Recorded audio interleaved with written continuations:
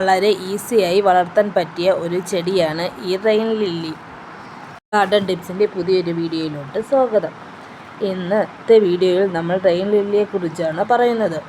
ഈ ചെടി മിക്ക ആളുകളുടെ കയ്യിലും ഉണ്ടാകുന്ന ഒരു ചെടിയാണ്. ഇതിൻ്റെ ധാരാളം വെറൈറ്റി കളർ ഇപ്പോൾ അവൈലബിൾ ആണ്. എൻ്റെ കയ്യിൽ ഇതും ഒരു വൈറ്റും മാത്രമേ ഉള്ളൂ. ഇന്നലെ നമ്മുടെ ഗാർഡനിലോട്ട് ഇറങ്ങിയത് നിറയെ പൂത്ത് നിൽക്കുകയാണ് നമ്മുടെ ലില്ലി. അപ്പോൾ ഞാൻ കരുതി നിങ്ങളെയും കൂടി ഈ വീഡിയോ ഒന്ന് കാണിച്ചു തരാമെന്ന്. വളരെ കുറഞ്ഞ പരിചരണം മതി ഈ ചെടിക്ക് സൂര്യപ്രകാശം ആവശ്യമാണ്. ഇതിൻ്റെ ഇലകളൊക്കെ കരിഞ്ഞു നിൽക്കുകയാണെങ്കിൽ അതൊക്കെ നമ്മൾ ഒന്ന് ക്ലീൻ ചെയ്ത് കൊടുക്കുക ഇടയ്ക്കൊക്കെ. ഇതിന് ഞാൻ കൊടുക്കുന്ന ഫെർട്ടിലൈസർ എന്ന് പറയുന്നത് വീട്ടിൽ തന്നെ ഉണ്ടാക്കുന്ന ജൈവവളമാണ് ഞാൻ ഇട്ട് കൊടുക്കുന്നത്.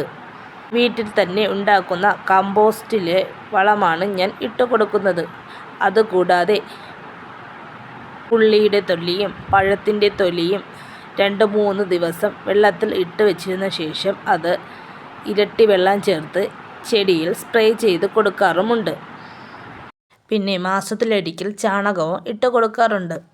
ചെടിയുടെ ബൾബ് നട്ടാണ് തൈ വളർത്തിയെടുക്കുന്നത്.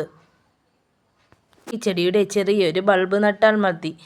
കുറച്ച് ദിവസം കഴിയുമ്പോഴേക്കും ആ പോട്ട് നിറയെ ഉണ്ടാകും. ഇടയ്ക്കൊക്കെ മഴ പെയ്യാറുണ്ട്. ഈ സമയത്താണ് ഈ ചെടി നിറയെ പൂക്കളുണ്ടാകുന്നത്. ഇത് മഴ സമയത്താണ് ഈ ചെടിയിൽ നിറയെ പൂക്കളുണ്ടാകുന്നത്. അതുകൊണ്ടാണ് ഈ ചെടിക്ക് റെയിൻ ലില്ലി എന്ന് പേര് കിട്ടിയത് തന്നെ.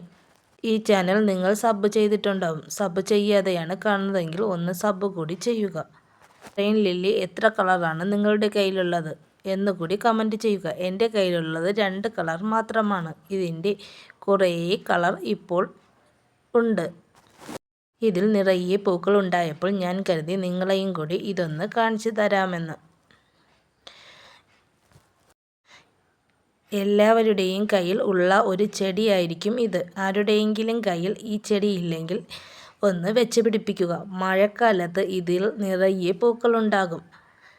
കുറച്ച് ദിവസത്തിന് മുന്നേ എൻ്റെ കയ്യിലുണ്ടായിരുന്ന വെള്ള ലില്ലിയിലും പൂക്കൾ ഉണ്ടായിരുന്നു. അത് ഞാൻ വീഡിയോ എടുക്കാൻ മറന്നുപോയി. ആ ചെടി ഞാൻ തറയിലാണ് നട്ടിരിക്കുന്നത്. അതിൽ നിറയെ പൂക്കൾ ഉടൻ തന്നെ ഉണ്ടാകുന്നതാണ്. അപ്പോൾ നിങ്ങളെയും കൂടി ഞാൻ കാണിച്ചു തരാം. ഈ വീഡിയോ നിങ്ങൾക്ക് ഇഷ്ടമായെങ്കിൽ നിങ്ങളുടെ ഫ്രണ്ട്സിനും റിലേറ്റീവ്സിനും കൂടി ഒന്ന് ഷെയർ ചെയ്ത് കൊടുക്കുക. ഇതുപോലെയുള്ള വീഡിയോകൾക്കായി ഈ ചാനൽ സബ്സ്ക്രൈബ് ചെയ്യുക. ഇനി പുതിയൊരു വീഡിയോയുമായി നമുക്ക് മറ്റൊരു ദിവസം കാണാം.